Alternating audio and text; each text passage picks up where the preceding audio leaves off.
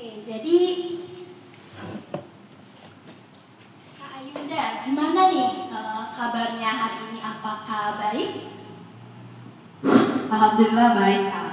Oke, untuk kesibukannya sekarang apa nih, Kak? Jadi mahasiswa, masih semester 6, masuk semester sekarang. Udah mau nyusun skripsi berarti? Iya, benar.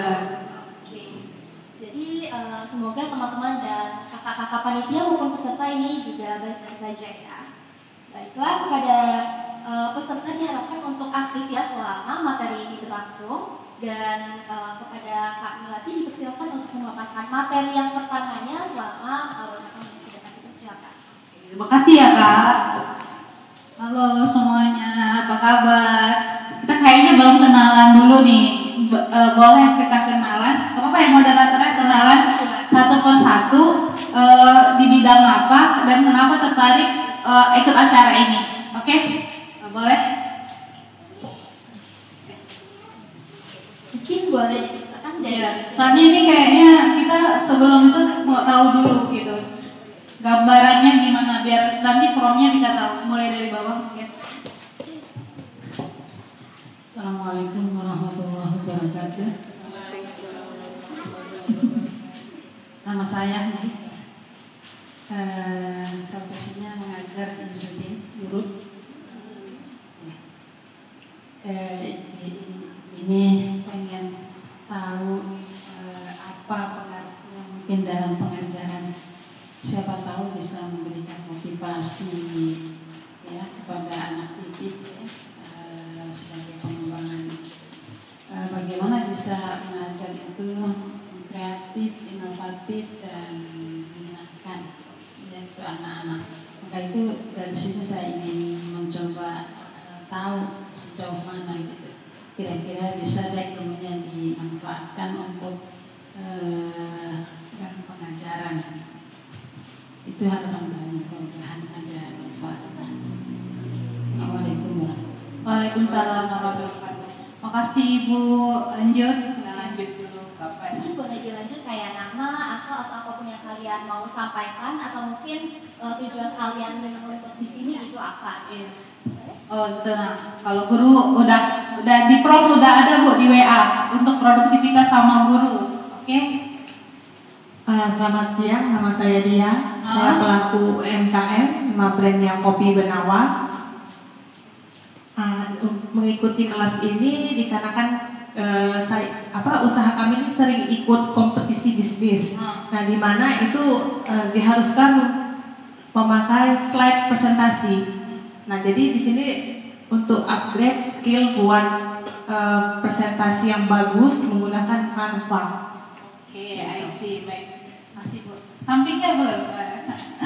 Oke, selamat siang semuanya. Siang. Saya Amelia dari pelaku usaha UMKM juga. Nama bisnis saya Teh Karisma. Kebetulan emang temenan sama Kopi Benawa. Mengikutin ini emang karena kita kegiatannya selalu ada kompetisi itu seperti tadi yang teman saya bilang. Jadi memang butuh sekali untuk skill upgrade untuk Canva, YouTube dan sebagainya. Jadi memang kita ikut kelas ini emang benar-benar kita kepingin dan mau lebih mengembangkan skill tersebut. Oke, siap. Nanti kita demonya di akhir ya Bu ya. Iya, makasih. Iya, sama-sama. Selamat siang, perkenalkan nama saya Trisa. Profesi saya dosen di Unsri. Mengikuti kelas ini karena program studi yang saya dosen di program studi agribisnis dan ada mata kuliah digital marketing dan juga aplikasi komputer di mana digital marketing saya tuh perlu update ilmu agar pembelajaran lebih relevan. Kemudian di mata kuliah aplikasi komputer juga kami mempelajari Canva, ya ingin update ilmu agar mahasiswa juga lebih semangat untuk belajarnya kalau perkembangan ilmunya kan semakin berkembang. Oke, siap Bu. Makasih. Halo, perkenalkan saya Ernest Natasha. Saya sekarang kegiatannya jadi sosial media spesialis dan juga bergerak di bidang kreatif. industri.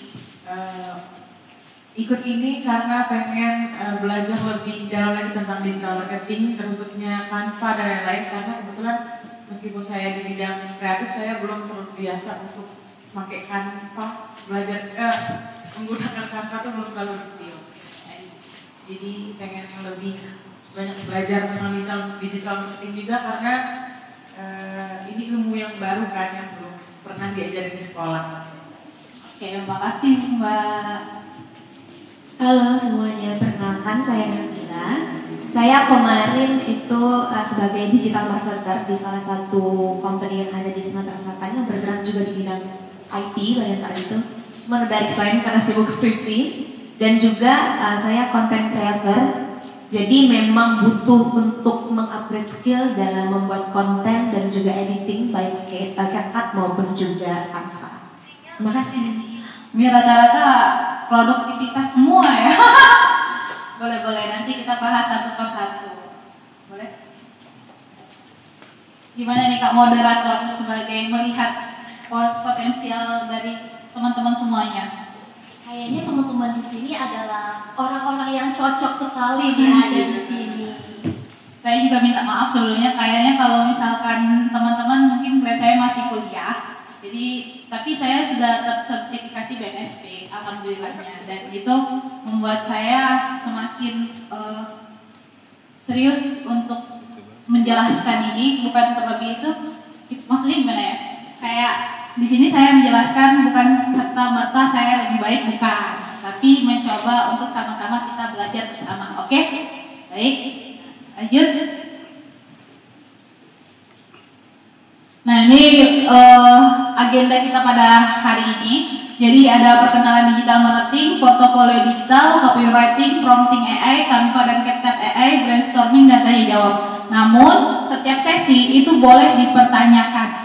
Boleh bertanya ketika di akhir sesi, ya, sama moderatornya juga. Lanjut, kita ke. Nah, ini tuh digital marketing for beginner, information available in digital marketing. Digital marketing itu istilahnya kebanyakan pakai bahasa Inggris, mbak-mbak dan mas. Itu rata-rata pakai bahasa Inggris. Jadi mau nggak mau kita harus minimal paham bahasa Inggris, ya Bu. Nah, apa itu digital marketing? Digital marketing atau pemasaran digital adalah strategi pemasaran yang menggunakan teknologi digital untuk mempromosikan produk atau jasa. Dan biasanya ini berkaitan dengan marketing. Segala sesuatu yang berbauan dengan digital dan marketing, itulah yang disebut dengan digital marketing. Gitu. Lanjut. Nah, ini adalah kalau di perusahaan-perusahaan itu harus ada ini. Kenapa? Karena inilah orang-orang yang menjadi pionir dalam suatu perusahaan di bidang marketing. Kita kenalan dulu. Ada yang namanya product marketing specialist, berarti dia fokusnya di bidang produk. Ada yang namanya email marketing specialist, berarti dia fokusnya di email. Ads optimizer, berarti dia di iklan. Content creator, kita tahu content creator, tadi ada Mbak yang content creator juga ya. Terus ada content writer, bagaimana cara penulisan konten yang bisa ikonik dan juga bisa dimengerti banyak orang, FOMO lah ya. Terus ada brand marketing specialist, itu yang fokus di bidang brand. Biasanya beda itu. Dia fokusnya di brand. Copywriter itu fokusnya di bidang tulisan. Community engagement itu di komunitas yang hype. Ada social media specialist, sosmed, marketing analysis, SEO specialist, graphic designer, affiliate marketing, content marketing specialist, performance marketer, dan video producer. Mungkin kalau dijelaskan satu-satu nggak sempat ya, apa ya. Namun di sini ilustrasi banget. Jadi Mbak-mbak dan Mas, dalam digital marketing itu minimal harus ada 7 ini. Digital marketing itu sebagai otak. Otaknya itu digital marketing, badannya itu advertiser, tangannya itu content creator dan copywriter. Maaf, bagian bawah itu CS, untuk kaki itu web designer dan web developer. Itu yang harus ada ketika di dalam sebuah marketing. Dan itulah yang kami pelajari selama ini. Kalau misalkan salah satu aja nggak ada, itu susah. Web gunanya untuk apa? Untuk website.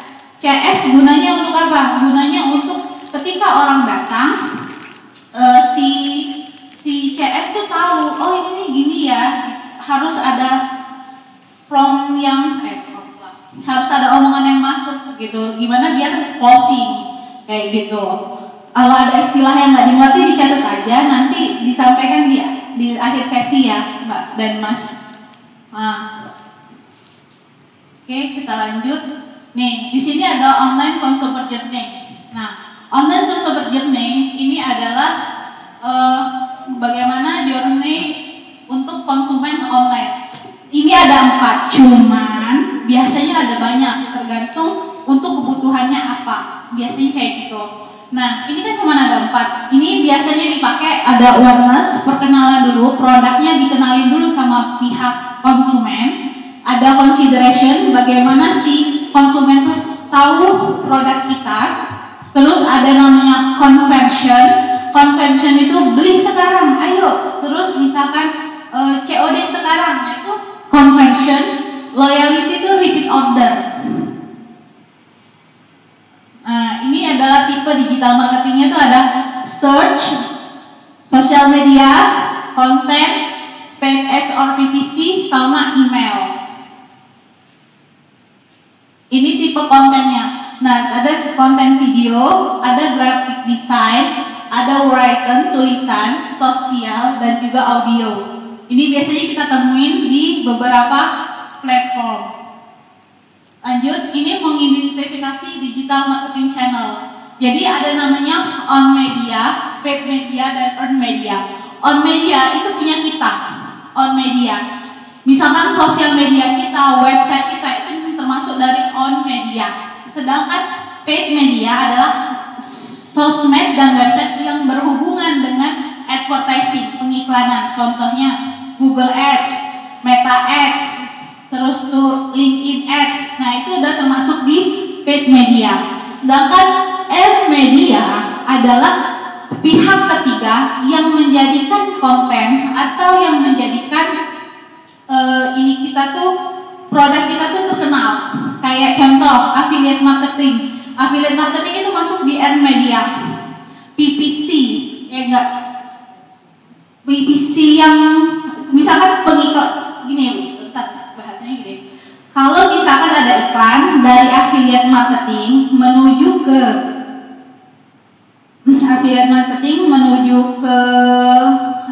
website, itu biasanya kan pakai tambahan tuh. Nah, itu masuknya ke earned media. Terus tuh yang flyover gede itu earned media juga, yang ada di flyover. Apa namanya? Baliho tuh. Lanjut. Nah, ini bagaimana kita menciptakan konten marketing. Nah, fokus konten itu adalah bagaimana menciptakan goals. Goalsnya mau selling, branding, atau satu lagi selling, branding, sama lupa, maaf ya. Biasanya selling, branding, ada satu lagi. Nah, itu fokusnya di mana? Nah, untuk itu terus kita harus tahu customer kita siapa. Dan ini yang paling penting itu adalah mengetahui siapa customer kita yang seharusnya dan cocok. Dan itu objektif, further define your objective, di mana kita harus tahu objektivitas kita tuh di mana. Lanjut ke outline teknik. Oh, tekniknya berbeda. Misalkan kita mau selling, berarti tekniknya ada hard selling, ada soft selling. Nah, itu harus kita tahu. Set a budget. Set a budget kayak gini. Kita butuh konten. Konten kreator perlu yang namanya talent, perlu yang namanya tempat. Nah, itu kan set a budget juga. Budget yang di luar kebutuhan itu harus di list juga, dan itu masuk ke budget. Terus tuh create a marketing plan. Marketing plan itu di content plan, ada content pillar dan segala macam. Nah, ini omni channel support. Ini adalah semua channel yang dari message. Ada messenger, ada WA, Instagram, sosmed, dan semuanya itu termasuk dari pesan channel. Nah, ini kita masuk ke sosial media strategi. Nah, Nah ini ada beberapa hal yang ketika brainstorming ini pasti masuk ketika kita brainstorming digital marketing. Ada brand overview, brand identity, brand personality, analisis kompetitor, analisis SWOT, audience persona, audience targeting, konten strategi dan pilar, mana strategi dan platform. Nah ini yang pertama, saya suka ngasih saran sama beberapa pihak terkait tentang brand overview. Ini harus benar-benar kita tahu karena banyak pelaku UMKM itu nggak tahu sama produknya. Orang owner itu harus tahu sama produknya sendiri dan itu banyak banget yang masih ini belum itu punya saya itu gini. Nah kadang nggak jelas itu kelemahannya. Nah brand overview itu apa aja sih? Bisnisnya gimana? Bisnis goalsnya apa? Platform yang digunakan seperti apa? Harusnya lebih detail. Semakin detail semakin baik.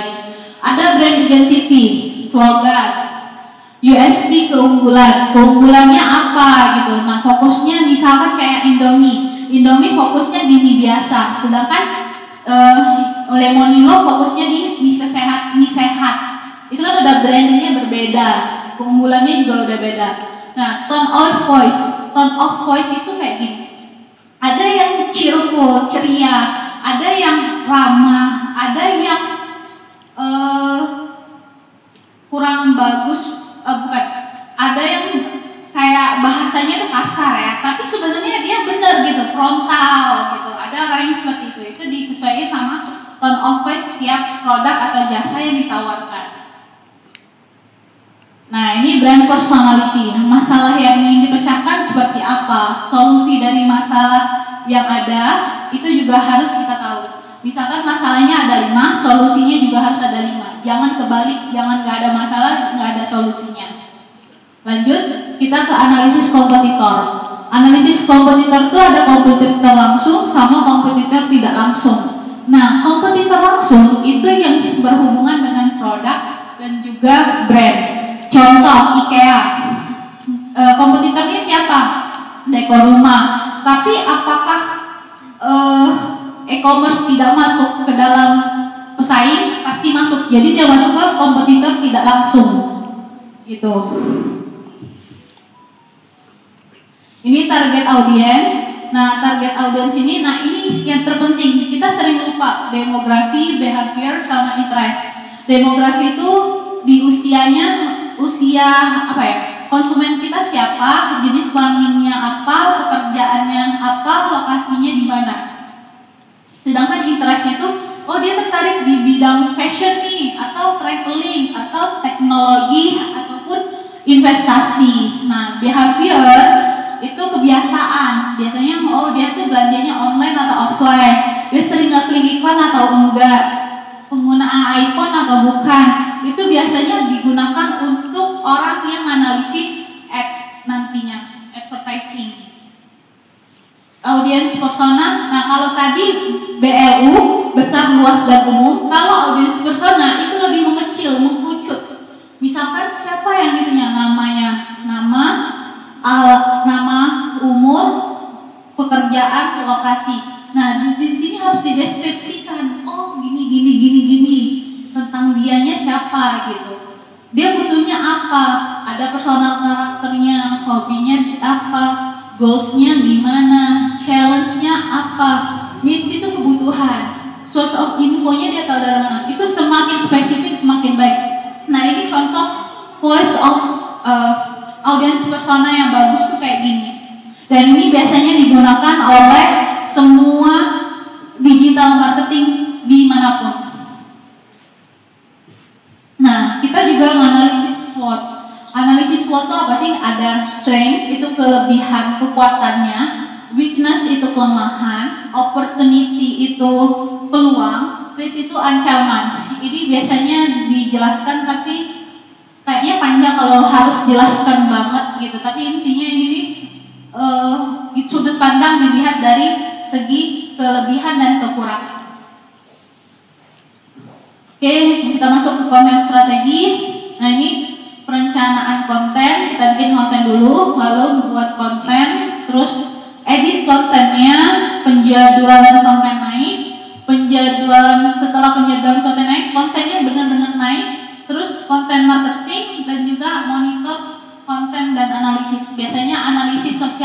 spesialis yang analisisnya. Oke, terima kasih untuk sampai sekarang. Oke, boleh tepuk tangan dulu teman-teman.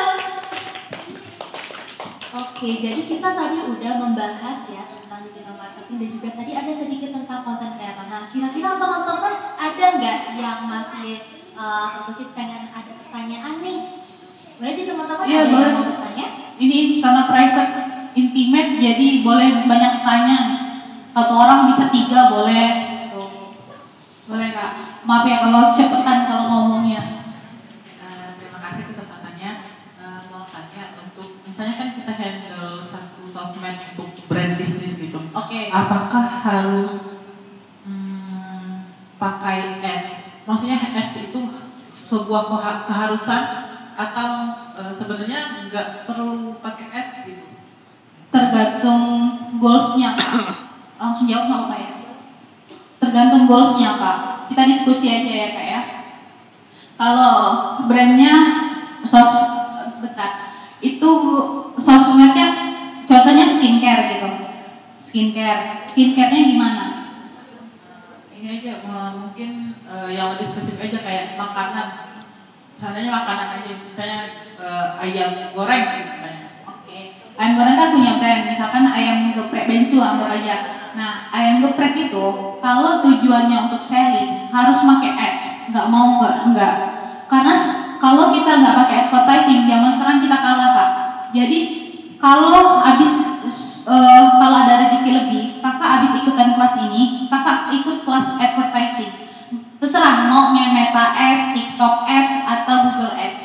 Pilih salah satu di antara ketiganya. Karena kenapa? Karena kalau misalkan kita pakai advertising, itu nge-push produk kita, tayangan kita itu lebih di-push. Misal, pertama kita lihat tayangannya cuma 800 orang. Terus, kalau kita bayar, itu bisa sampai 1000 bahkan ribuan orang yang nonton. Tapi memang ya kelemahannya di uang gitu. Jadi kita tergantung banget dengan uangnya. Kalau misalkan nggak ada uangnya, ya kita fokus di marketing sosial media organik aja Kak gitu. Tapi diusahakan harus punya budget untuk advertising gitu. Ada lagi Kak? Jadi intinya kalau kita mau ngejar selling, berarti kita diusahakan untuk pakai ads. Iya benar. Kalau hanya brand awareness aja? Kalau brand awareness kembali lagi sama budget yang ada di perusahaan atau ownernya mau atau enggak. Kalau misalkan kayaknya butuh nih harus brand awareness karena kan semakin viral semakin bagus kan. Maksudnya semakin banyak orang yang tahu itu semakin banyak. Nah itu boleh pakai brand awareness. Kembali lagi sama kebutuhan dari goals objektifnya tuh apa gitu Kak. Terima kasih. Sama-sama. Halo. Terima kasih ya Kak atas kesempatannya. Izin Iya. bertanya. Tadi kan untuk sebuah brand, untuk bisnis. Oke. Kalau aku nanya untuk content creator as a personal gitu Kak, Boleh. Nah, kebetulan aku lagi bangun branding account juga untuk diri aku sendiri. Nah, apakah ads itu diperlukan untuk branding account sendiri ya, bukan bisnis? Karena kalau nggak salah aku pernah baca di TikTok dan lain-lain, katanya ads itu bisa merusak akun merusak akun katanya. Oke. Boleh dilanjutkan lagi? Oh, udah. Oke. Sebenarnya tergantung objektivitasnya apa. Kembali lagi kalau misalkan untuk diri sendiri itu sebenarnya bagus sih Kak. Itu kan kita di awal. Jadi kalau di awal sebaiknya memang harus pakai ads. Kecuali kita sudah terlalu sering masuk FYP. Nah baru kalau udah pakai masuk FYP nggak usah pakai ads lagi. Misalkan kakak dari satu akun tuh ada 10 konten yang viral. Misalkan jumlahnya tuh berapa ribu gitu. Terus tiba-tiba kakak pakai ads, nah baru jelek. Tapi kalau kakak masih pemula dan juga masih followersnya masih sedikit, sebaiknya pakai si ads untuk nge-push mendorong marketing organik tadi gitu sih Kak. Kasih ya Kak. Iya sama-sama. Ada lagi yang ingin tanyakan untuk digital marketing ini? Boleh siapapun yang ingin tanya. Oke. sempat notice di kakak tuh kita butuhkan ad gitu ya. Iya. Nah iklan kalau nggak salah di TikTok aja itu kayak 30.000 udah bisa sampai 1.000 account nih yang dijangkau gitu. Jadi itu sangat murah sekali ya. Iya benar. Dan kalau nggak salah kalau misalnya kita mau mengiklankan itu ada fitur-fiturnya sendiri nggak sih Kak buat memfilter gitu? Siapa Ada. aja yang mau Ada banyak. siapa-siapa aja yang kita butuhkan gitu apa target marketnya ya? Iya. Nah sebenarnya kita tuh ini tadi pertama kita harus tahu. Oke, maaf. Nih di sini. Nih audience persona. Ketika kita tahu audience personanya, baru kita nge-add. Semakin spesifik, semakin bagus. Tergantung Meta Ads. Nanti kita coba dulu antara di Meta Ads, Google Ads, dan juga di TikTok Ads. Tergantung platform yang digunakan yang mana. Jadi kayak gitu sih Kak. Ya, mungkin boleh dilanjut ke materi selanjutnya. Oke, baik, siap. Kita lanjut ke materi selanjutnya ya. Nah ini kita masuk ke maju bawah.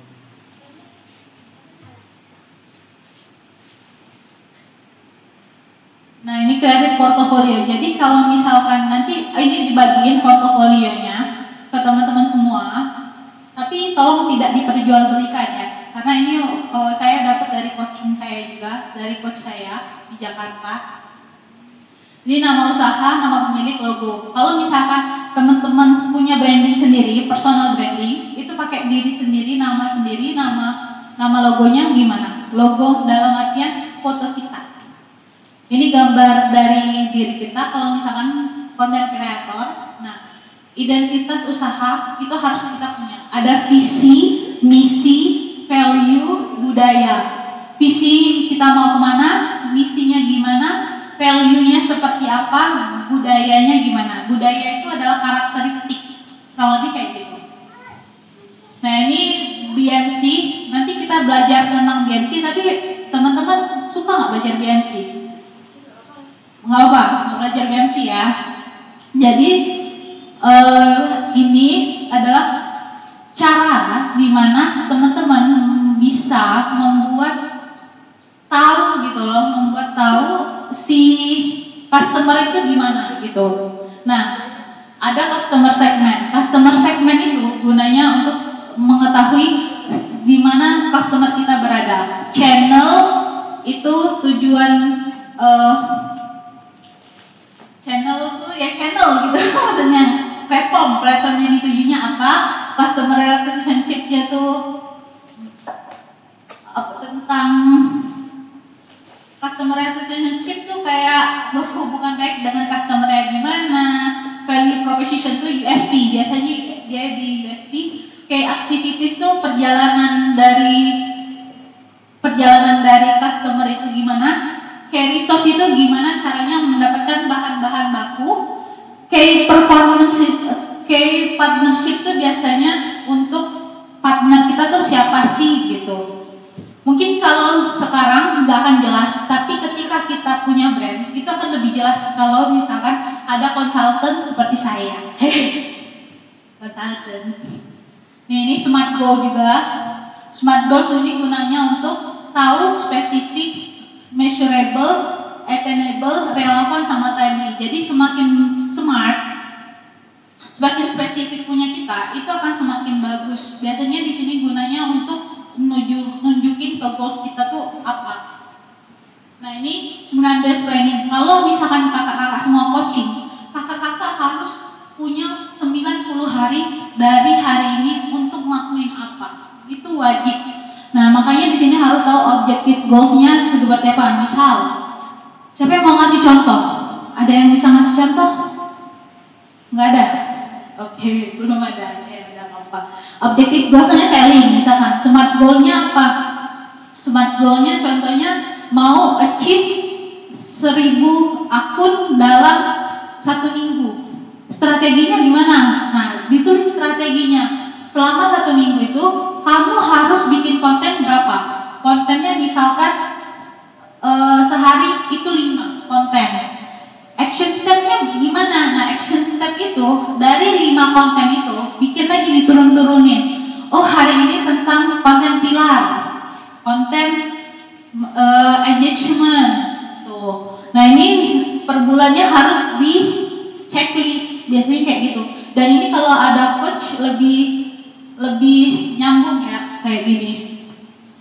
Nah ini target audience personanya kita bikin ada tujuan, ada motivasi, ada halangan, solusi, pola pikir, harapan dan value. Ini sama kayak audience persona tadi sih, kurang lebih kayak gitu. Nah ini weekly social media content calendar. Di sini harus dijelasin platformnya apa, tanggalnya berapa, topiknya seperti apa, konten type-nya gimana. Ini ada platform A, B, C, D, E. Terus tuh deskripsinya dijelasin. Terus hashtag. Biasanya ini cuma digunain untuk di TikTok sama di Reels IG. Tapi kalau di IG juga bisa, biasanya dipakai juga sih. Tergantung kebutuhan. Nah ini sama juga weekly content calendarnya, mau kayak gini boleh, mau kayak gini juga boleh. Kayak gitu. Nah ini per bulannya kita tulis, misalkan hari ini tentang video recap, creative showcase, weekly summary gitu. Nah ini user persona tadi, yang aku bilang audience persona tadi harus ada semua. Minimal kita bikin 3 dari audience persona kita. Nah analisis SWOT tadi yang aku bilang tadi, ada kekurangan dan ada kelebihan, ada peluang dan juga ada ancaman. Terima kasih. Oke, boleh tepuk tangan lagi teman-teman? Oke, sangat bagus ya di sini. Jadi teman-teman kira-kira sampai sini ada yang mau ditanyain dulu nggak buat section 2 ini? Itu coaching aku. Pas nge-coach ada yang mau ditanyain nggak? Apa? Mungkin aku mau tanya pertanyaan pemicu dulu deh. Boleh. Oke, tadi kan kita ada membahas tentang ide-ide konten itu harus dipetakan gitu ya, dijadwalkan. Nah kira-kira gimana cara kita dapat ide konten itu gimana sih? Kadang kita suka pusing, ini ide kontennya mau apa ya, banyak banget gitu. Boleh kan? Oke, aku jawab dulu nggak apa-apa ya. Sebenarnya kalau mau ide konten itu banyak banget, dari ChatGPT bisa, dari DeepSeek bisa, dari mana-mana juga bisa, tergantung kebutuhan. Atau misalkan TikTok Creative Center, Meta Ads Library, nah itu teman-teman bisa contact mau dimanapun. Contact-nya gimana? Enggak ATM, amati, tiru, modifikasi. Enggak yang kayak plok ketiplok nyontoh banget, jangan. Jadi ATM juga gitu.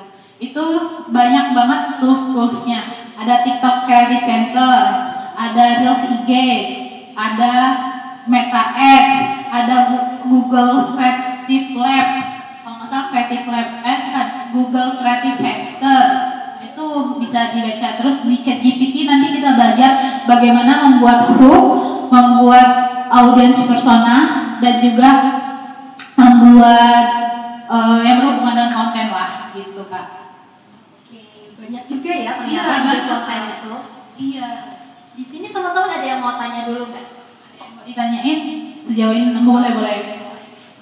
Masnya mau nanya? Kayaknya cowok. Oke. Ini kan kasih kesempatannya lagi. Kan ini kan kita bahas tentang bisnis ya, bisnis untuk account bisnis. Treatmentnya kira-kira sama nggak Kak dengan untuk apa personal, account personal gitu Kak? Sama aja. Sama aja ya. Gak ada bedanya, cuman yang membedakan adalah audience personanya lebih ke target. Kita personal brandingnya di niche-nya apa? Misalkan kecantikan, kakak niche-nya apa kalau boleh tahu? Makanan. Nah, niche makanan berarti kan ada review, ada yang namanya behind the scenes segala macam. Nah itu kan harus tahu itunya aja, objective goals-nya di situ. Gitu. Ya. Ada lagi? Ibunya mau nanya atau enggak? Enggak. Ibu. Kenapa enggak mau nanya Mbak? Itu ibu. Apa kurang paham atau gimana? Boleh dong kasih masukan. Ya. Boleh. Kalau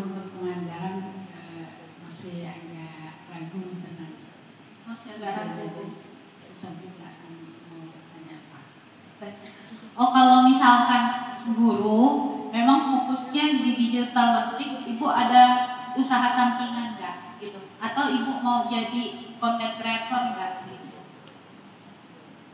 Atau memang fokus hanya untuk anak-anak aja? Ya, saya fokus untuk anak-anak. Ya, saya ada buku ya, buku apa pengajaran juga itu permasalahannya saya yang kebingungan. Oke. Nah, mungkin Ibu saran saya disesuaikan lagi, dipetain lagi user personanya ke siapa. Itu yang pertama. Setelah tahu user personanya siapa, bikin yang kedua. Yang kedua adalah Ibu mainnya di maksudnya supplier atau distributor. Saya tanya, supplier atau distributor atau agen? Distributor. Kalau distributor berarti kan mainnya di Google. Kan kita tahu nggak bisa nih jualan yang langsung banyak. Kalau mau jualan banyak berarti harus di Google. Kalau nggak di Google, di Meta. Meta itu FB Bu. Oke? Nyambung. Ada lagi yang ingin bertanyakan? Ada lagi? Ada lagi? Cukup ya? Oke, mungkin bisa dilanjut ke section ketiganya kan? Oke, siap. Lanjut. Kita bahas tentang copywriting. Nah, bagaimana menulis yang menghasilkan bukan sekedar kata-kata. Oh ya teman-teman, tadi aku udah kirim di grup untuk prompt-nya sama tentang copywriting. Itu teman-teman bisa cobain di masing-masing ya. Karena kita copywriting-nya nggak terlalu banyak menjelaskan, tapi nanti di hook bisa dibuka ya. Nih, contoh sederhana, beli produk ini sekarang. Itu terlalu hard selling. Kalau mau soft sellingnya kayak gini, dapatkan produk eksklusif ini sebelum stok habis. Pasti beda. Ketika orang mencernanya juga pasti berbeda. Nah, ini 3 formula copywriting yang biasa digunakan oleh banyak orang. AIDA, PAS, dan advantage benefit. Kalau ini harus dihafal, biasanya harus dihafal untuk formula copywritingnya. Contoh, mau bisnis untung besar, ini dia strategi yang sudah terbukti meningkatkan omset hingga 300% klik sekarang sebelum terlambat. Ada attentionnya di mau bisnis untung besar. Interestnya yang di sini, ini dia strategi yang sudah terbukti. Nah, ketika desainnya apa? Omset hingga 300%. Actionnya klik sekarang. Itu AIDA. Terus yang PAS, formula PAS. Nah, sering kesulitan cari pelanggan. Sudah coba iklan tapi tetap sepi. Pelajari trik ini membuat iklan yang lebih menarik. Formula copywriting PAS ini digunain biasanya di produk-produk yang berhubungan dengan kayak skincare kayak gitu. Itu kan ada masalah. Nah, ketika masalah pakainya yang PAS. Nah, ini yang FAB, Feature Advantage Benefit. Laptop ini punya baterai 12 jam, itu fiturnya. Jadi lebih awet dan tahan lama, advantage. Sehingga kamu bisa bekerja lebih produktif tanpa takut kehabisan daya. Nah, benefit hampir sama dengan PAS, cuman yang ini lebih nonjolin produk kelebihannya apa gitu.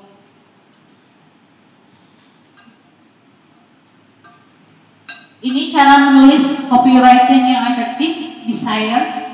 Gunakan kata-kata sederhana dan emosional.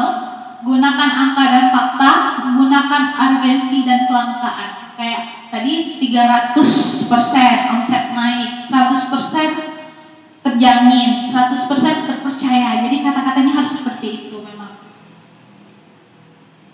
Oke, itu ya kakak. Oke, teman-teman dari sini dari sesi copywriting ya tadi. Kira-kira ada nggak teman-teman yang terbesit mau tanya dulu nih buat session ini tentang copywriting? Boleh. Masnya juga ya mau nanya ya? Oke, makasih Kak untuk kesempatannya. Ini kan tadi aku sempat foto. Oh boleh, sorry Kak untuk slide sebelumnya. Oke, dia kan terbagi menjadi 3 ya tadi ya untuk copywriting. Dia ada AIDA, ada PAS sama FAB.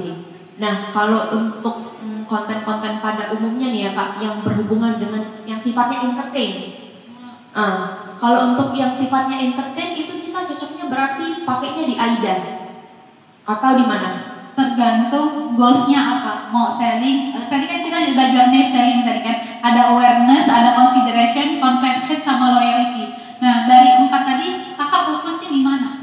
Lebih ke fokusnya motivasi gitu loh. Kalau misalkan kita mau memotivasi, kita mau tuh gimana ya, brand awareness itu bukan ke produk tapi ke personal. Oke. Berarti itu better ketika kita menggunakan hook dan call to action, better pakai copywriting yang mana? Semuanya bisa dipakai Kak. Sebenarnya tergantung sama ininya. Gimana ya? Semuanya bisa digunain, tapi tergantung ininya. Tujuan atau target kontennya ya. Target kontennya. Ketika memang misalkan kakak udah pakai AIDA, belum tentu si target market menerima. Bisa jadi target market lebih menerima kakak pakai FAB. Pada umumnya kayak gitu. Misalkan kita udah contoh, misalkan coba kakak kasih contoh dulu biar aku bisa ngasih gambaran. Misal nih, kalau yang lagi rame itu kan kalau untuk hal motivasi itu kayak per slide, terus ada kata-kata, apa sih namanya? Aku lupa istilahnya. Nah, untuk menargetkan, misal aku punya target anak-anak Gen Z yang memang punya masalah tentang struggle kehidupan lain sebagainya, something like that. Nah, itu better gimana? Kita gunainnya, maksudku gini, ketika kita udah tahu nih target kita siapa nih Kak, aku tuh untuk copywritingnya tuh nggak mau mencari-cari, dalam artian ketika aku udah aku mau langsung targetnya dia gitu. Jadi better aku langsung tujuin ke copywriting yang seperti apa gitu. Oke, paham. Berarti kalau misalkan kakak memang fokus di sini pas problem, educate, solution, itu yang lebih tepat. Kakak struggle, gimana sih struggle-nya orang-orang yang mungkin kehidupannya begini-begini, nah kakak bisa pakai pas. Problemnya apa? Terus kasih itunya, educate-nya itu gimana? Educate itu tambahannya gimana? Sama solusinya seperti apa? Misal kalau pakai AIDA memang bagus juga, tapi tergantung lagi sama objektif. Kembali lagi ke objektif. Nggak ada di dalam sejauh ini ya, content writer atau apapun mau itu ininya bagus. Kalau misalkan si target marketnya,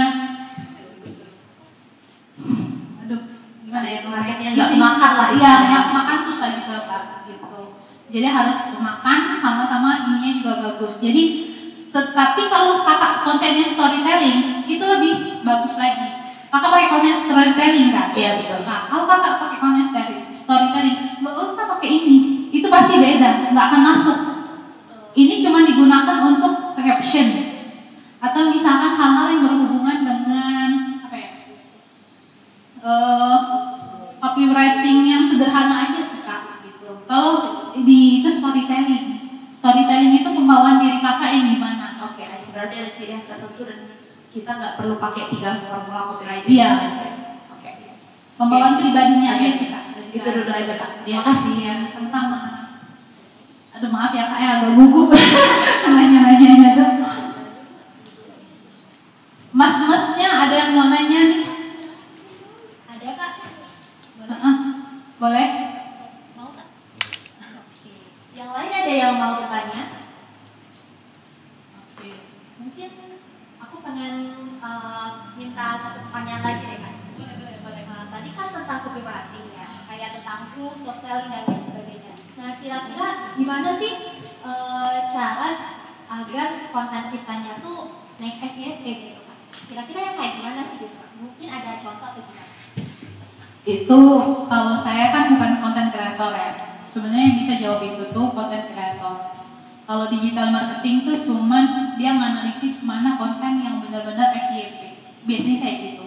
Oh cara-caranya kayak gini ya. Oh gini ya gitu. Nanti kita menganalisis tuh Kak biasanya. Contoh gini. Kalau kakak ngeliat di FYP TikTok berarti kita cari TikTok Creative Lab. Kalau misalkan Meta berarti kita carinya di Meta. Nah nanti dari Meta itu kita letakin, oh ini yang bagus tuh di sini, oh yang ini tuh nggak bagus gitu. Nanti kita tahu, oh ya dari viral itu, oh soundnya bisa jadi karena soundnya, bisa jadi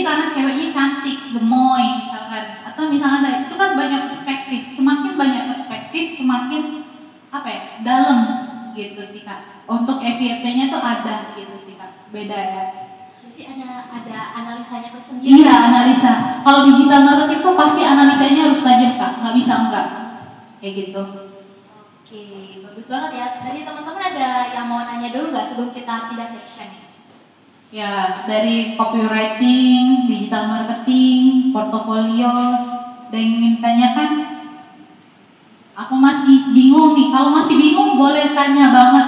Karena aku lebih tipikal suka diskusi dibandingkan tanya jawab, gak apa-apa ya. Tuh. Ada yang ingin tanyakan? Apa gitu? Ibu-ibu gimana? Apakah nyambung sejauh ini? Kayaknya lebih ke prakteknya. Oh, lebih praktek. Kalau soal yang itunya mungkin ini aja untuk jalannya aja. Jalan. Kalau prakteknya aja sekarang. Prakteknya, oke, ya. Prakteknya ya. Nah, kita lanjut dulu ya Kak ya. Oke.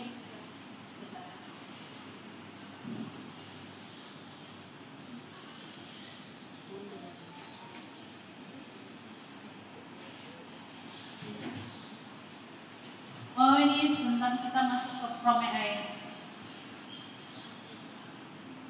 Nah, sekarang kita masuk ke Prompting AI.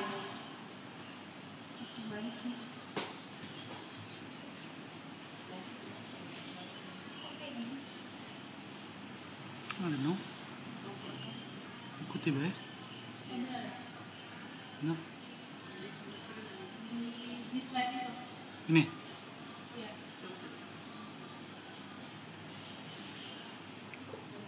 This one. Yang AI copywriting. Oh, AI prompting. Nah, sekarang kita masuk ke generative AI, ChatGPT dan juga DeepSeek. Nih, ini yang ditunggu-tunggu kan. Nah, teman-teman harus paham generative AI itu apa. Dan yang kita pelajari sekarang itu tentang teksnya ya, kakak-kakak semuanya.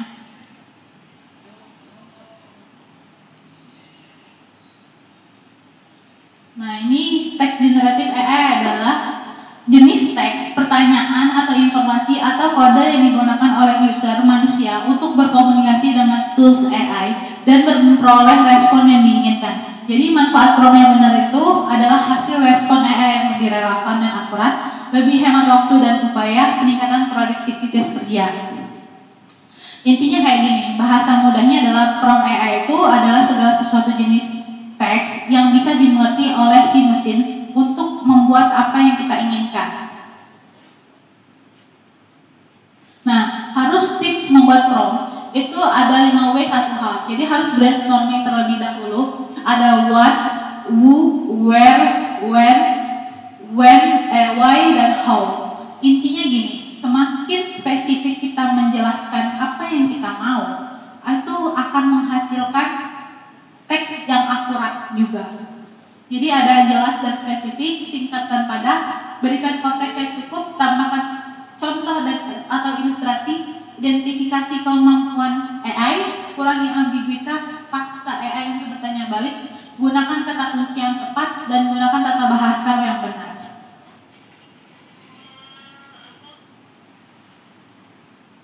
Nah, ini penjelasan brainstormingnya. Mungkin gambaran kayak gini. Who, untuk siapa? Siapa yang akan nanti dituju? Itu yang pertama. Ataukah content audience atau creator role-nya? Siapa yang mau menjadi? Where-nya tuh channelnya nanti mau ditaruh di mana sih? Tulisan ini ataukah di LinkedIn atau di YouTube gitu. Kalau how-nya itu lebih ke proses. Jadi gimana caranya mengerti si konsumen itu terhadap produk kita misalnya gitu. Why, purpose, tujuan. Kalau what itu lebih ke format, topik, parameter, dan goals. Mungkin lebih lanjut kayak gini. Nah, ini IRIM, ChatGPT Prompts. Kalau dulu itu ada namanya tools ini. Kalau sekarang nggak tahu masih ada apa enggak, cuma setahu aku masih ada seingat aku ini. Namanya IAVRM, ChatGPT Prompts. Kalau misalkan teman-teman kesulitan, itu sudah aku kirimin ke grup. Itu ada 2.500 prompt kalau nggak salah yang aku ketahui gitu. Nah, ini adalah ChatGPT strong frameworks, ada RTF, ada TAC, ada BAC, ada CARE, ada RISE. Kalau dijelasin satu-satu mungkin lebih kayak gitu ya. Kita bisa lihat ada role-nya seperti apa, task-nya, task itu tuh tugas sama formatnya seperti apa. Nah ini contoh RISE-nya. Kalau misalkan kita mau sebagai digital marketing strategis untuk UMKM, analisis efektivitas iklan Facebook Ads dengan anggaran 500.000. Jelaskan langkah-langkah optimasi targeting, copywriting, dan retargeting. Hasil akhirnya adalah laporan strategi yang bisa digunakan UMKM untuk meningkatkan ROI dari iklan mereka. Ini role-nya tuh dia harus jadi digital marketing strategis. Inputnya data FBX dengan budget 500.000. Stepnya optimasi targeting, copywriting, sama retargeting. Ekspektasinya itu untuk meningkatkan ROI. Mungkin teman-teman tahu lah ya ROI apa? Atau ada yang nggak tahu? Return of investment. Ya, return of investment. Balik modal kalau bahasa mudahnya. Ini from AI dari RTF. Sebagai konsultan digital marketing untuk UMKM, buatlah strategi pemasaran digital yang efektif untuk meningkatkan penjualan produk kuliner berbasis online dalam format artikel. Kalau misalkan teman-teman fokusnya di Google, itu biasanya pakai si role ini, role, text, dan format RTF. Lanjut itu ke text action goals. Tugas ini, contohnya gini, tugas ini adalah menganalisis efektivitas promosi online UMKM menggunakan media sosial. Tentukan metrik utama yang digunakan dan buat strategi yang bisa meningkatkan engagement pelanggan sebanyak 20% dalam 3 bulan. Nah ini penjelasannya udah aku jelasin. Tasknya itu menganalisis promosi online UMKM, actionnya itu metrik dan strategi engagement, goalnya meningkatkan engagement pelanggan 20% dalam 3 bulan. Lihat saya. Nah ini CARE, promnya adalah UMKM passion lokal mengalami kesulitan dalam meningkatkan brand awareness di media sosial. Buat strategi pemasaran yang menekankan konten storytelling, optimasi hashtag, dan kolaborasi dengan micro-influencer. Strategi ini harus dapat meningkatkan jumlah followers Instagram sebesar 30% dalam 2 bulan. Berikan contoh implementasi yang sudah terbukti berhasil di industri sejenis. Nah ini udah dikasih tahu, udah aku jelasin konteksnya tuh ke UMKM yang kesulitan meningkatkan awareness, actionnya apa, resultnya dia minta 30% dalam 2 bulan, example-nya implementasi yang berhasil. Jadi kembali lagi, kalau ChatGPT itu atau DeepSeek, prompt-nya itu harus jelas, nggak harus ini tuh cuma contohnya aja, mbak-mbak dan mas. Tapi kalau misalkan mau lebih jelas, kita harus berdiskusi. Kalau nggak salah itu minimal 10 kali, minimal banget 10 kali untuk dia tahu. Misalkan nian. Nanti dia tahu nian itu benar sesungguhnya. Itu kayak gitu. Nah ini bab before after bridge. UMKM ini sebelumnya hanya mengandalkan penjualan offline di pasar lokal. Dalam 6 bulan ke depan, mereka ingin memperluas ke penjualan online melalui IG dan WA. Buat strategi digital marketing yang bisa membantu mereka beralih ke penjualan online dengan sukses. Nah ini kan penjelasannya before, mengandalkan penjualan offline, afternya gimana, memperluas ke penjualan online, bridge-nya apa, strategi digital marketing. Gitu.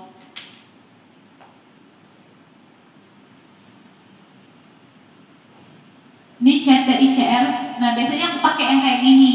Content, text, instruction, clarify, refine. Ini biasanya aku gunain. Kamu adalah sosmed spesialis berpengalaman di bidang properti. Tugas kamu adalah menulis konten yang akan dipublikasikan di IG. Target audiensnya adalah dewasa berusia 37 tahun. Konten yang kamu buat adalah konten closal berisi 7 slide dan 1 halaman cover. Nah, topiknya ini adalah bagaimana cara menghitung ROI untuk investasi villa yang ada di kawasan Canggu, Bali. Berikan kalimat headline dan deskripsi pendukung untuk setiap slide-nya. Apakah kamu paham? Jawab iya jika kamu paham dengan instruksinya. Feel free ada yang ingin kamu tanyakan lebih detail. Jadi ini lebih lengkap dan lebih jelas. Kayak gitu. Kalau aku kayak harus dia jadi siapa dulu, terus aku jelasin mau aku apa, terus nanti dijelasin lagi apakah kamu mengerti gitu. Kalau kamu ngerti jawab iya, nanti dia akan jawab iya dan dia akan jelasin kalau misalkan kayak gitu. Atau misalkan kamu berperan sebagai apa gitu. Nah, aku biasanya pakai PT ICR. Nah, ini juga PT CIFT, personal, task, konteks, example, format, dan tone. Contohnya gini, kamu adalah pemasar digital dengan pengalaman 5 tahun. Tujuan kamu adalah membuat rencana campaign pemasaran yang komprehensif untuk peluncuran produk baru. Nah, kamu bekerja di perusahaan teknologi yang meluncurkan gadget pintar baru. Nah, ini kan dia ngasih tahu nih konteksnya apa gitu selama beberapa waktu. Setelah itu dia bilang berikut adalah rencana kampanye yang akan untuk referensi. Misalkan kalian ada referensinya, tempel referensinya apa. Nah, terus keluaran rencana ini adalah format struktur dengan bagian berikut: pendahuluan, tujuan, target audiens, strategi utama, alokasi anggaran, dan waktu, metrik untuk berhasilan. Gunakan nada objek dan ekspresi. Kalau misalkan ada duit, beli ChatGPT Pro, pakai yang ini. Ini benar-benar membantu sekali, apalagi kalau misalkan teman-teman mau skripsian, gitu. Terus pakai ini. Nah, ini juga bisa add, role, brief, experience, instruction, konteks 1, konteks 2. Anda adalah seorang ahli digital marketing dengan pengalaman luas dalam strategi pemasaran online. Fokus Anda dalam membantu bisnis kecil hingga menengah meningkatkan kehadiran digital, menarik lebih banyak pelanggan dan meningkatkan penjualan. Penjelasan tentang informasi mendetail seperti deskripsi bisnis, target audiens, platform utama, anggaran digital marketing per bulan. Berikan rekomendasi ide konten kreatif dengan bisnis saya selama 1 bulan. Format outputnya tabel mingguan berisi ide konten, postingan, aktivitas mendukung. Tujuan dari setiap konten atau aktivitas sertakan tips tambahan untuk memaksimalkan strategi pemasaran. Jadi ini panjang, tapi hasilnya worth it biasanya. Si AI itu akan nyambung sama yang kayak gini, lebih nyambung, lebih jelas. Lanjut, ini contoh from digital marketing. Ini buat ide kontennya. Oh, saya menjalankan bisnis fashion lokal untuk wanita muda. Nah, ini kan udah jelas dianya untuk siapa. Berikan 10 ide konten Instagram yang engaging dan berpotensi viral untuk meningkatkan interaksi dan penjualan. Nah, lanjut. Ini contoh from digital marketingnya, strategi pemasaran influencer. Bisa teman-teman baca ya. Nah, ini contohnya kalau misalkan, ini kalau untuk Facebook atau Instagram Ads. Saya adalah pemilik UMKM kuliner yang menjual makanan sehat berbasis plant-based. Buatkan copywriting iklan yang Instagram yang menarik, singkat, dan persuasif untuk menjangkau calon pelanggan yang peduli dengan pola makan sehat. Tulis dalam copywriting AIDA. Nah, kalau misalkan teman-teman tadi butuh, bisa juga pakai ini, promnya, copywriting iklan. Ini contoh-contoh AI lainnya, bisa untuk buat iklan, caption, artikel, dan email. Terus itu juga bisa riset tren pasar, customer persona, dan kompetitor. Lanjut, ini juga optimasi media sosial dan engagement. Ini juga untuk customer service-nya, buatkan template auto reply WhatsApp untuk menjawab pertanyaan tentang harga dan menu produk UMKM saya. Dan terima kasih. Panjang. Panjang banget ya. Boleh tepuk tangannya lagi teman-teman? Jadi kalau masalah ini materi terakhir ya Kak? Iya, materi terakhir. Oke. Mungkin dari teman-teman di sini ada yang mau ditanyakan nggak sebelum kita masuk ke praktek? Boleh. Terima kasih kesempatannya.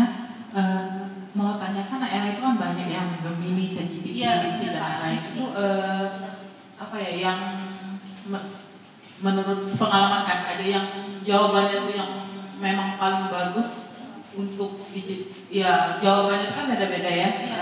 Yang jawabannya paling bagus tuh yang mana ya Kak? ChatGPT Pro. ChatGPT Pro yang 40 itu yang terbaru, itu yang paling bagus.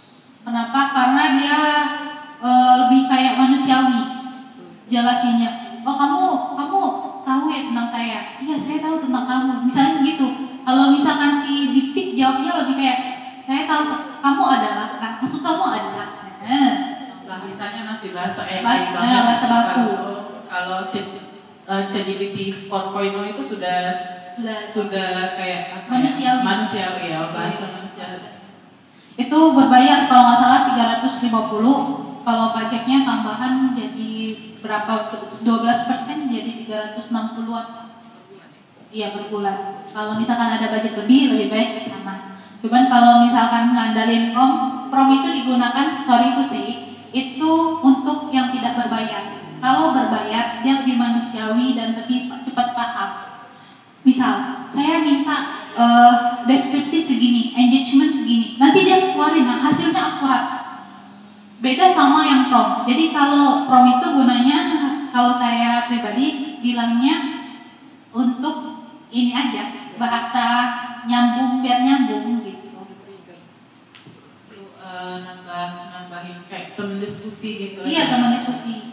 Tapi kalau misalkan ChatGPT 4.0 tuh lebih kayak, oh gini, dijelasinnya detail, terus tuh lebih, maksud saya tuh gini loh, kamu lebih cepet, dia lebih cepet nyambung kak, gitu. Kayak gitu sih kak. Ya, makasih. Ya. Teman-teman ada lagi yang mau ditanya? Masnya, nggak ada yang nanya nih, masnya. Oke kak, mengenai prompt AI, aku kan juga pakai AI kalau nggak salah namanya BrainText AI, itu aku setahun 299. Terus salah satu rumus yang pernah aku pelajarin juga dari kakak itu yang pakai CTICR, yang context task instruction, clarify sama refine. Nah, ketika aku pakai rumus itu di BrainText AI, gunanya untuk mencari ide untuk konten lah intinya kak. Tapi terkadang kenapa ya rumus itu tuh udah mau 5-10 kali aku pakai tetap enggak oke dipakai digunakan gitu loh. Balik lagi kita tetap harus lihat yang hype di TikTok, yang hype di Reels. Jadi ide yang aku implementasikan ketika aku lihat FYP dengan aku coba pakai AI ternyata lebih works ketika aku lihat yang FYP aja. Iya benar, emang gitu kak. Jadi lebih kepada, jadi gunanya apa si AI ini, si BrainText AI ini, si CICR bla bla bla ini dibanding sama sekedar kita lihat FYP aja. Karena kan udah berbayar nih kak, kita udah all out tuh gunain si AI tadi, tapi ternyata balik lagi masih works. Kita lihat FYP yang ada. Gitu. Ini trending apa yang ada gitu loh Pak. Bahasnya boleh jujur frontal atau enggak? Enggak apa-apa. Soalnya ya sebenarnya beneran bagusan kita pakai FYP atau enggak yang bagus-bagus itu. Cuman memang untuk standarisasi otak itu AI udah mengikuti kita gitu. Jadi gimana caranya si teks itu nyambung sama maksud kita. Sebenarnya lebih ke arah itu sih. Cuman memang FYP itu memang kita tahu nih misalnya gini ya, analisisnya tuh kayak gini. Si AI itu kayak gini. Nah, itu bisa collab. Seharusnya bisa di collab gitu. Biar nyambung. Oh, ini maksudnya tuh kayak gini ya. Oh, ini kayak gini ya. Nah, seharusnya kayak gitu. Jadi, kalau menurut aku nggak apa-apa berbayar. Aku juga berbayar soalnya ChatGPT-nya berbayar, tapi kita tahu standarisasi di otak dia sampai di sana. Nah, kita sebagai orang yang pintar manusianya, kita ajarin dia, oh gini. Nah, kamu FYP-nya kayak gini. Kasih rekomendasi referensi. Tadi kan ada referensi. Nah, kakak klik FYP-nya, masukin ke dianya, biar dia paham, biar dia baca. Oh gini ya ternyata ininya FYP-nya. Nanti oh gini. Nanti dikasih lagi, oh gini, ini biar tahu si AI-nya, biasanya kayak gitu sih kak. Iya, Begitu. Yang cowok ada yang mau nanya? Nah boleh. Dari tadi nih operator kita mau nanya akhirnya. Oke, terima kasih. Perkenalkan nama saya Irfan Syah. Saya di sini sebenarnya kolaborasi dari Palembang Digital. Ini agak nggak asing. Nama-nama UMKM yang ikut hari ini, Teh Karisma, terus Kopi, Benawa. Mereka pernah mengkontak saya untuk buka stand di acara SDG kemarin, Bu. SDG Digital Conference dari rumah BUMN ya, Bu. Nah, kemarin saya pernah ikut di rumah BUMN juga bahas tentang community talk dan salah satu topiknya tentang digital marketing. Kalau lihat sekarang ini kan para UMKM ini menurut saya terlalu FOMO, nggak seluruh, sebagian besar. Iya, benar. Jadi lagi booming AI, semua strategi konten dilabeli dengan AI. Tapi menurut saya pribadi, mohon maaf, yang paling penting itu how do we know about our value? Gimana kita tahu value dari produk kita? Kalau berbicara bisnis, mungkin saya belum pernah buka bisnis, tapi saya pernah buka agensi jasa coding gitu kemarin. Tapi AI ini, Bapak Ibu, sudah saya gunakan dari sejak saya semester 3 kalau nggak salah ya, pas booming-boomingnya 2021 sampai sekarang. Dan itu saya pakai untuk komunitas. Jadi saya selain ikut di Palembang Digital, saya juga ada komunitas lokal di Kabupaten Pali, namanya Kampung Digital Air Hitam.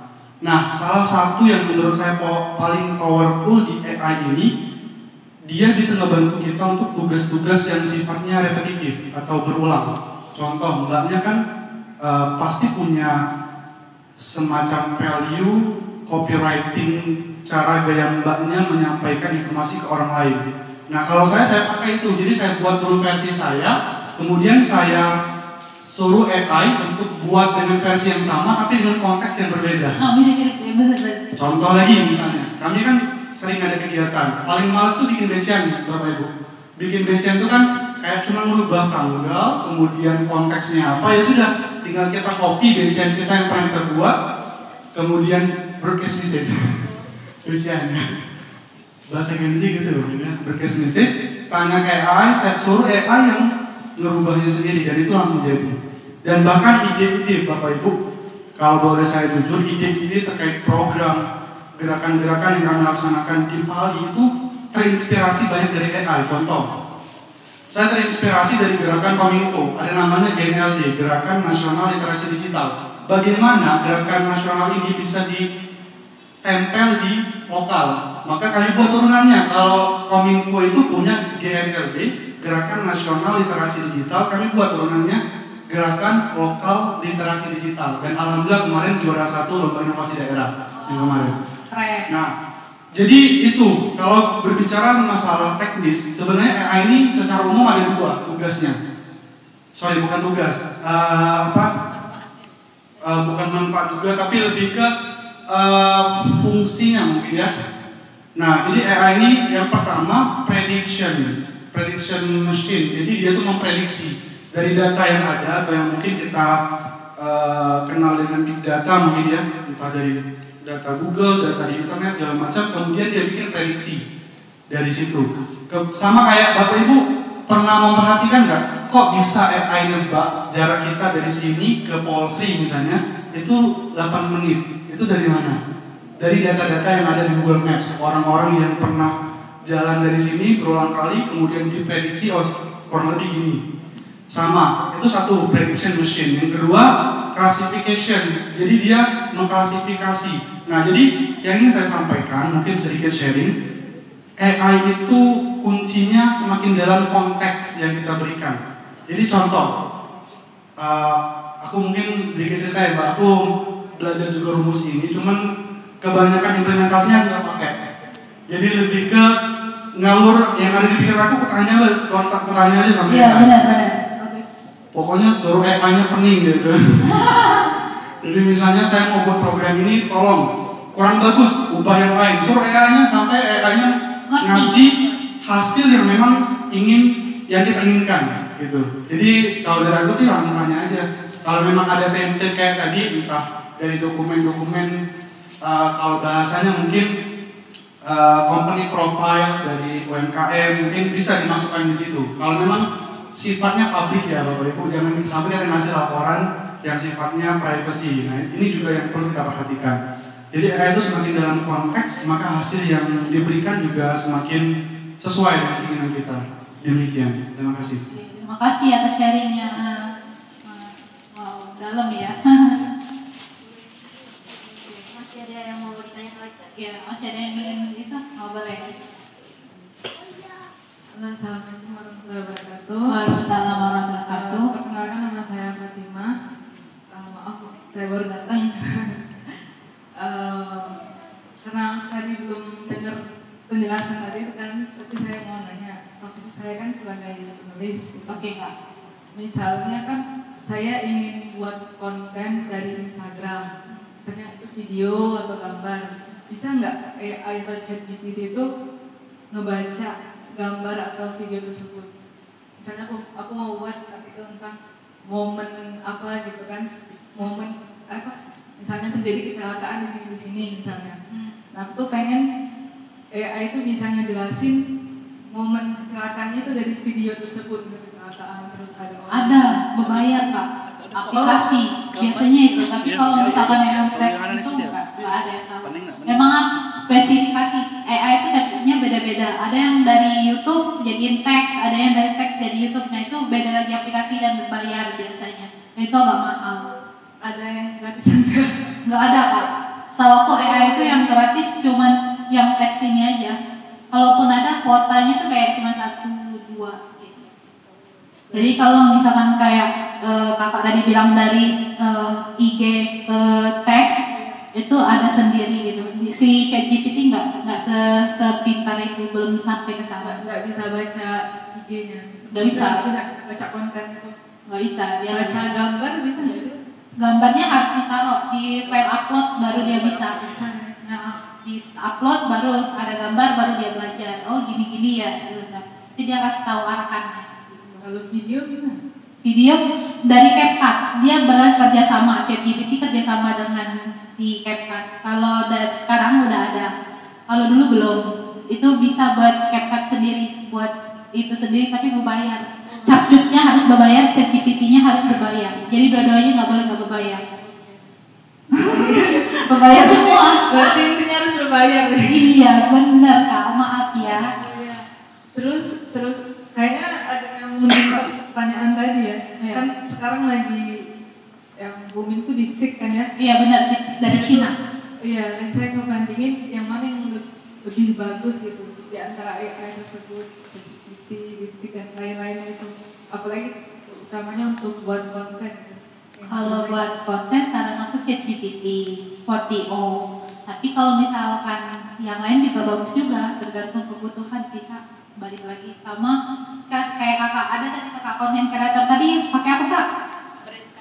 Nah, tuh itu lebih ke kalau ini gunanya kayak kalau misalkan kita mau bikin skripsi, proposal segala macam itu bagus. Tapi kalau untuk ide-ide kreatif kayaknya yang benar di ChatGPT 4.0. Gitu, Ya, Kak. baik. Terima kasih. Sama-sama, Kak.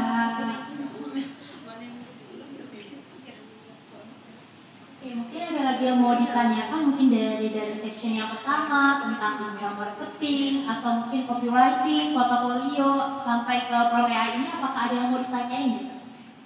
Atau mau langsung praktek biar lebih itu yang dibutuhkan. Oke, kita masuk ke sesi itu sekarang. Mungkin boleh langsung aja kali ya kita Iya. lanjut ke sesi prakteknya. Sesi praktek ya.